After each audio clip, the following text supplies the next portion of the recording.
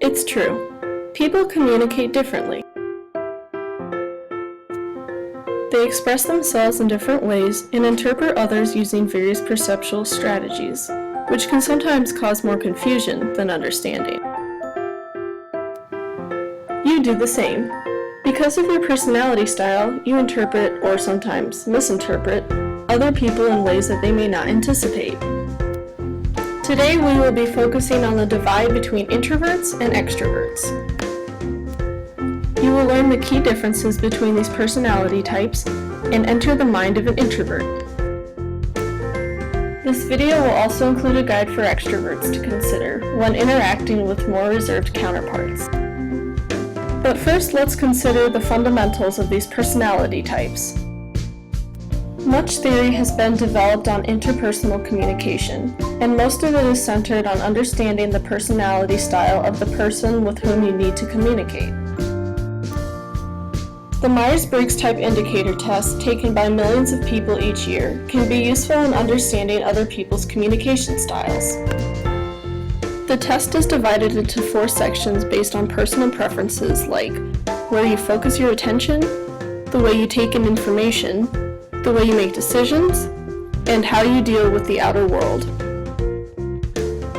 There are a total of 16 possible personality types. I am an INFJ, which stands for Introverted, Intuitive, Feeling, and Judging. Notice that the first characteristic determined by this test divides people into the categories of introversion and extroversion. An extrovert directs their energy toward the outer world of people and things, while the introverts draw their energy from the inner world of ideas and impressions. It's important to remember that introversion is different from being shy. Shyness is rooted in social anxiety, while introversion is more about how you respond to stimulation, including social stimulation. Extroverts crave additional amounts of stimulation, whereas introverts feel most alive in quiet, reserved environments. Not all of the time, but a lot of the time. I am an introvert living in an extrovert's world. I've created some guidelines, or what I'd like to call the 5 mini commandments of interacting with introverts.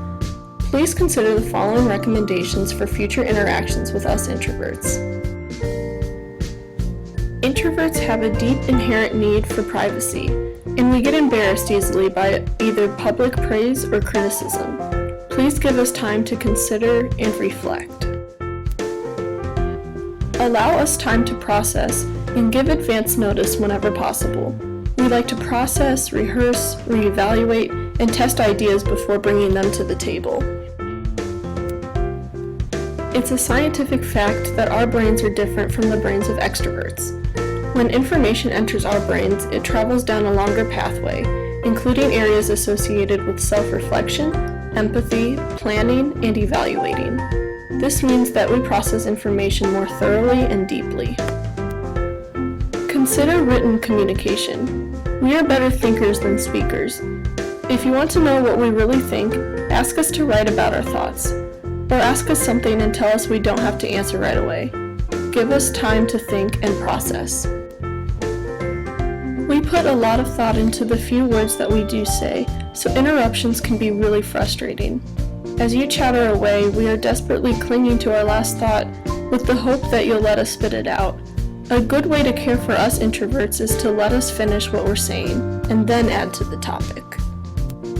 Misunderstandings contribute to communication mismatch, which often begins among introverts and extroverts. These may be due to a lack of understanding of each other's preferences. Hopefully this video enlightened you on how personality differences affect communication and helps you through any future miscommunication that you may have with people of the opposing personality.